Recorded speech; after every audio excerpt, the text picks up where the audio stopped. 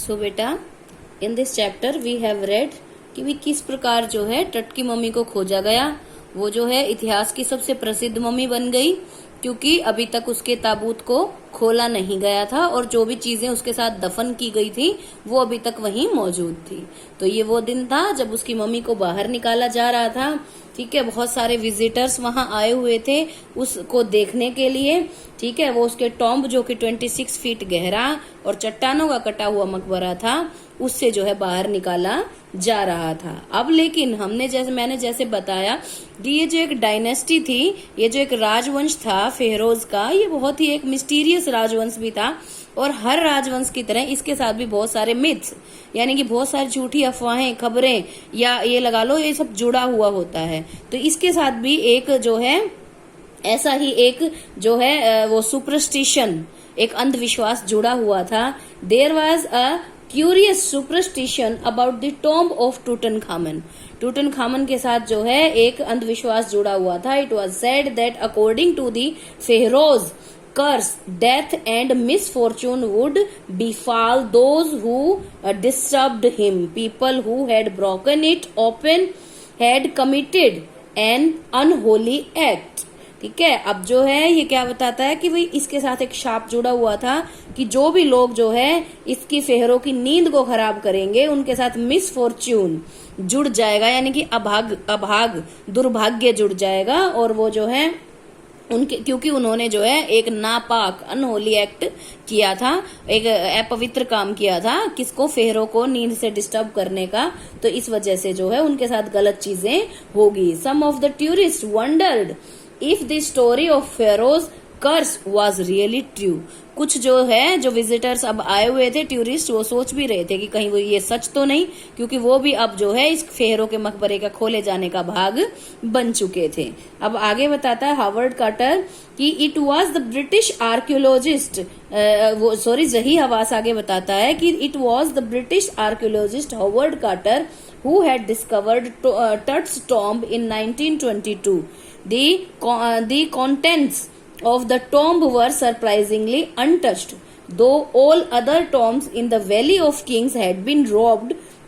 The things that were found caused a sensation at the time of the discovery. ठीक है, तो ये बताता है जो मैंने बताया था आपको कि ये प्रेस रिलीज जारी कर रहा है और उस समय पूरी व्याख्या बताता है कि कैसे कैसे इस मकबरे को कब कब खोला गया, पहली बार कब खोला गया, इसके साथ क्या क्या हुआ टट की मम्मी के साथ और इसकी क्या स्पेसिफिकेशंस थी। तो क्या बताता है कि सबसे पहले जो है हावर्ड कार्टर नाम के एक ब्रिटिश आर्कियोलॉजिस्ट ने 1922 में जो है इस मकबरे को, टट के मकबरे को खोला और उसके जो कंटेंट्स थे यानी कि जिन चीजों के साथ उसको दफनाया गया था वो जो है अनटच्ड थी, उनको किसी ने अभी तक छुआ नहीं था, यानी कि मकबरा लूटा नहीं गया था, जबकि दूसरे किंग्स ऑफ वैली के मकबरे लूट लिए गए थे। अब जो है जो चीजें मिली थी उन चीजों ने जो है उस समय में जो है एक सनसनी सी फैला दी थी, यानी कि ये बहुत बड़ी खबर बन गई थी कि भाई क्या क्या चीजें और क्या क्या कीमती चीजें वहां टट के मकबरे में मिली हैं और मकबरा अभी तक अछूता है, किसी ने छुआ या लूटा नहीं है। They are now considered the richest royal collection ever found. They include wonderful art pieces worked in gold. Tut was buried with everyday things that he could need in the afterlife. There were board games, a bronze razor, linen undergarments, ठीक है, cases of food and wine. इसके अंदर बताया गया है कि भाई वहां पर जो है हर वो चीज थी जो कि जो है टट को जो है आफ्टर लाइफ यानी कि जिंदगी के बाद जिंदगी मतलब मृत्यु के बाद जो जीवन उसको मिलना था उसमें उसकी जरूरत का सारा सामान वहां मौजूद था। कहते हैं कि यह जो मकबरे के कंटेंट्स थे ना, ये जो मकबरा था ये सबसे अमीर मकबरा माना जाने लगा। ठीक है, सबसे अमीर रॉयल कलेक्शन जो है इसको कहा गया, यानी कि शाही संपत्ति कहा गया। जो भी चीजें यहाँ टट के मकबरे में मिली थी वहां मिला क्या कहता टट को जो है हर जरूरत की चीज के साथ दफनाया गया था जो कि जो है सोने की बनी हुई थी। ठीक है, कीमती चीजें थी उसमें बहुत सारी। बताया जाता है कि वहां पर जो है बोर्ड गेम्स यानी कि शतरंज के खेल, ठीक है, ब्रॉन्ज रेजर, पीतल का बना एक रेजर, लेनिन अंडरगारमेंट्स, लेनिन एक महंगा कपड़ा होता है तो उसके जो मलमल के अंडरगारमेंट्स थे, ठीक है, कि फूड के केसेस और वाइन के केसेस वहां पर रखे गए थे। It took Carter months to record all the things that had been found in the tomb. Then he started investigating the 3 coffins, one in the other. ठीक है, अब कार्टर को जो है इन सारी चीजों की सूची बनाने में महीनों लग गए।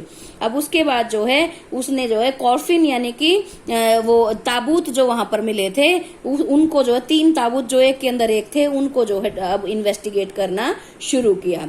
When he opened the first, he found a shroud decorated with garlands of willow and olive leaves. ठीक है, तो अब ये क्या बताता है कि जो है willow and olive leaves and वो लोटस पेटल्स, ठीक है। अब ये बताता है कि जो अब पहला उसने कॉफिन खोला, उसके अंदर एक श्रेड का मतलब होता है बेटा एक कफन था, ठीक है, और वह कफन जो है किससे सजाया गया था, garlands of willow and olive. Willow और ओलिव जो ट्रीज होते हैं उनकी पत्तियों की मालाओं से, गार्लैंड मतलब मालाएं, ठीक है, उनसे सजाया गया था।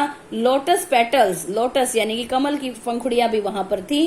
कॉर्नफ्लावर्स एंड वाइल्ड सेलरी, ठीक है, सेलरी होता है अजवाइन, तो जो है कॉर्नफ्लावर्स यानी कि मक्का के फूलों से और जो है वाइल्ड सेलरी से जो है उसको सजाया गया था। And all this showed that the burial had been done in March और अप्रैल। और इन सारी चीजों से पता चलता है कि जो उसका दफन किया गया था, उसको ब्यूरियल था, वह जो है मार्च या अप्रैल में हुआ था।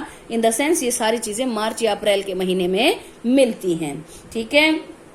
तो अब क्या कहता है, When Carter reached the coffin that had the mummy in it, he run into trouble. लेकिन अब जो है इन सारी चीजों को तो देख लिया उसने, लेकिन जब वह उस कॉफिन में पहुंचा, उस कॉफिन को उसने खोला जिसमें कि जो है मम्मी दफन थी, उस ताबूत को जब उसने खोला तो मुसीबत आ पड़ी उसके ऊपर, ठीक है। The resins that had been used in the ritual had hardened. Resin मतलब चिपचिपे पदार्थ, ठीक है, स्टिकी सब्सटेंसेस, ठीक है। अब जो है वो हार्ड हो चुके थे, सख्त हो चुके थे, यानी कि जो ब्यूरी उसकी मम्मी को प्रिजर्व करने की प्रक्रिया के अंदर जो औषधियां लगाई गई थी, जो चिपचिपे पदार्थ लगाए गए थे, वो अब सख्त हो चुके थे। They had cemented it to the bottom of the solid gold coffin, ठीक है। अब जो है उन चीजों ने जो है टट को जो है या टट की बॉडी जो थी उसको जो है सॉलिड गोल्ड कॉफिन यानी कि वो सख्त गोल्ड का जो ताबूत था उसके अंदर जो है चिपका दिया था, सीमेंटेड कर दिया था, ठीक है।